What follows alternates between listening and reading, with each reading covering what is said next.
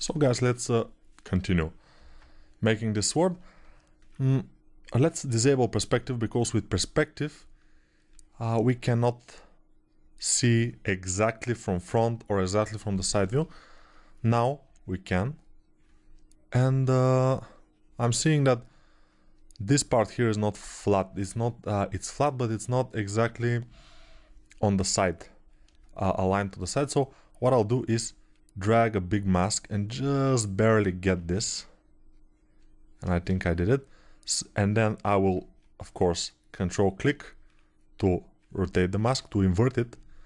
Then I will alt click this icon here, this one, alt click it.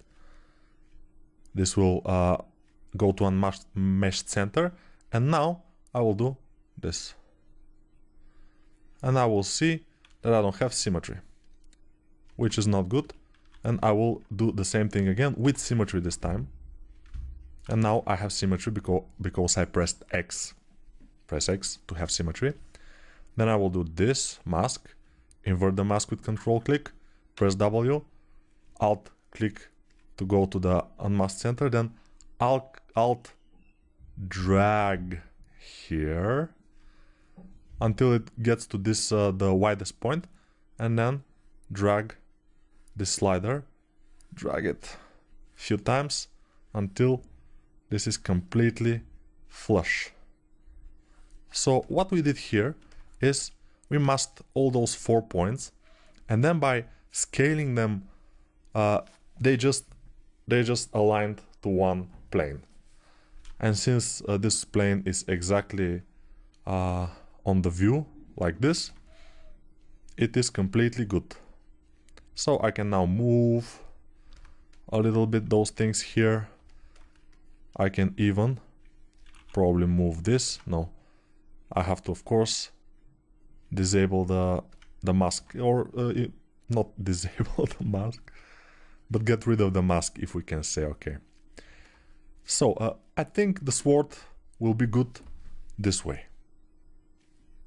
Maybe, we'll see, but I think it will be good. I don't like it exactly how it is here, so I will make it like this, and it's looking fine. So let's make thickness for this part. Extrude all polygons, it's okay. Move it, and it's fine. We can always change it. Flip. How to change the thickness? We will alt click, so our pivot is here, but our pivot, we get it with W key or E or R, but W is the closest. I said that already a few times. And then we will make this bigger, and it's looking good. So now I will go to this one and make also thickness. Let's see how big. I think this is good. Flip it, and now we have this kind of thing. So the handle here should be a little bit rounder, or he will hurt his arms. Although his arms are pretty armored, but still, let's make it rounder, and it will be fine. So how to make it rounder? Let's press X, so we'll have symmetry, and then I will get one more symmetry with, no, not with Y, with Z. Yes, so I'll have 4-way symmetry now. If I move 1 point here, 4 points will be moved. So I will move one inside, and probably this one I will move also inside. So this will become a bit more rounded. We'll see.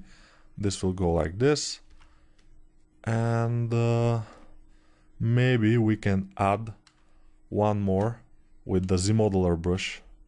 I got it, and just click on this, then mask only this area, invert the mask, then place with Alt our pivot in the mask area, in the unmasked area already, and just make this. Then again for this one, again mask, invert the mask, then put our pivot there and make it like this. Looking good, right? Yeah, the sword is starting to take a pretty good shape. Now we'll go to the top, to this one, and press X also. So now we have all types of symmetry here. but I will mask. No, why masking? We can do it manually by just taking a big move brush and just push this in that direction. And it's kind of good, except for this part here. We should think about that. Probably we can do this. Add a loop here and then just make this a bit wider there and here also. And this should do. That should do.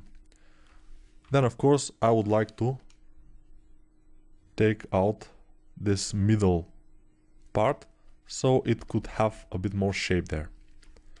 And then I will press D for dynamic subdivision. Of course, dynamic subdivision will make this absolutely unusable, but we will try to crease it at 2 this time. Probably 2 will be best. And dynamic subdivided at 4, and the crease manually something. So we go to Z modeler brush again, press space, insert, no, we want crease, so we go to crease, edge loop complete, crease, edge loop complete, and we crease this edge. And let's see what else we can crease. What else? Maybe the middle edge also. It will be a good idea to crease this. It's creased. It doesn't appear that way, but it's creased. So we can, in order to have an angle here, we will go to an edge. So hover an edge, then insert, single edge loop, and insert one edge loop here and drag it so it has this kind of thing. Looking good, although I will go to my move brush by pressing 4 and then I will move this inwards because it looks a little bit strange. Let's see, okay, there, it's looking strange. Now I think it's a bit better.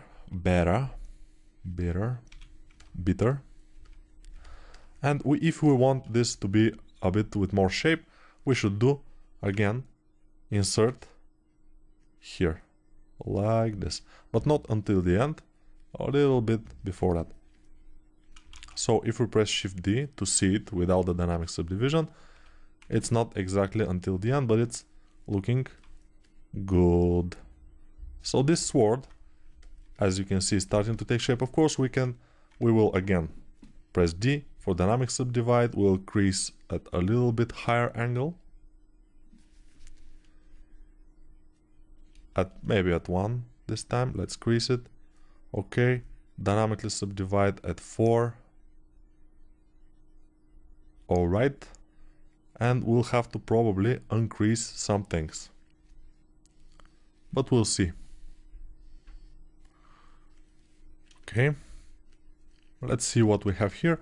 We don't have enough polygons in this area, so we will put one, insert a little bit here, so this will be a sharper transition, and probably also here and here we will put polygons. It's a good idea to have some polygons there, also probably in this area. So now it will be fine, although I don't want these to be creased, so what we'll do is go crease, edge loop complete, and click with Alt, so the crease will be gone. Okay, and then I will crease this just by clicking on it, and then when we press D, we have not perfect result, although let's see, we can crease. Let's crease this. I cannot touch it. Sometimes creasing is difficult. Okay, this is good. I will crease also this one, and this is kind of nice. I think this is fine. Yeah, a good handle. It's a bit thin, but since we'll have to push it into his hand, which is already in fist, it's a good idea to be thin. Then we will get again D.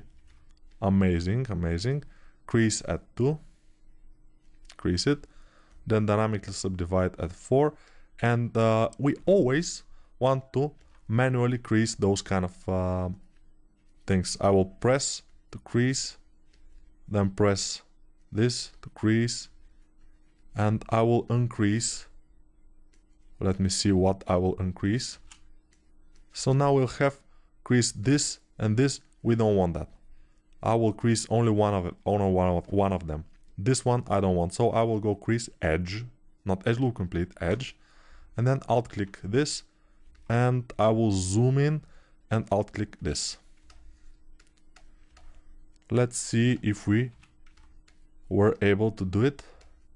I think we kinda were able to do it, but we need more polygons here, so we'll go to insert edge loop complete, and let's put one edge loop here so it's sharper, then one in here and one in here, and let's put one in there, and let's see what's happening. Now it's looking a bit better, and of course we can always chip this, but first with the move brush I will try to make it a bit more interesting. Yeah, why not? Why not? This is looking good. So now we have kind of a sword. All of those things are creased, not creased, but dynamically subdivided on 4, I think. So let's see, 4. Okay, we can merge them. Merge down, and we have the sword. It's a one subtool because I have merged them. I've clicked on the top one, and there were 2 below, and then merge down 2 times. And now we have this. Let's see our model. Where is it? Shift click on the eye, nothing happened. Shift click on the eye again, and all the subtools will be visible. And we see our model is looking pretty good. And now I would like to color the handle and the other part of the sword. So I'll go here, press Ctrl Shift, click, and I see that this is there are a lot of polygroups here in our sword. Although I click on this, now we can make only the separate meshes inside this subtool, which are 3: the blade, the guard, and the handle. There are 3 separate meshes, but they have a lot of polygroups. So now we will make every mesh a separate polygroup. Only 3 groups. So how do we do that? We go to polygroups and group auto groups. Okay, yeah, this is auto groups, but I have it here. Auto groups is the same in my menu custom, so I will auto group, and now I can Ctrl Shift click and just have whatever I want selected. So I Ctrl Shift clicked on this, then I will reverse the selection and I will hide also this. And when I reverse the selection again, I will have selected only this one, and I can poly paint it with some color. Let's see what color will be this brownish tint. I think this will be fine, and I will just press fill object. I make sure whatever brush I am, it has to be RGB on, and I will just fill object.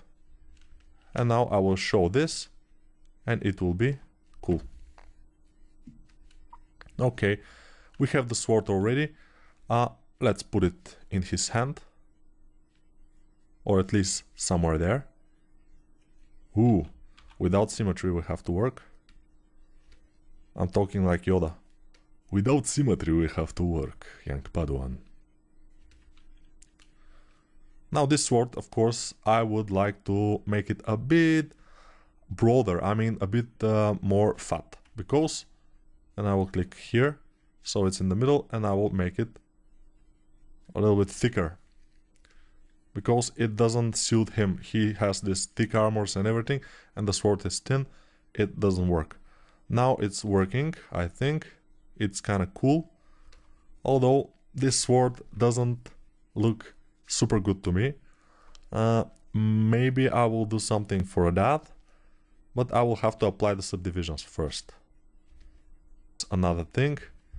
Also, we will need to put materials, but that will be a thing for another video. Now we are kind of done with the sword, and we can continue with some other things, but in the next video.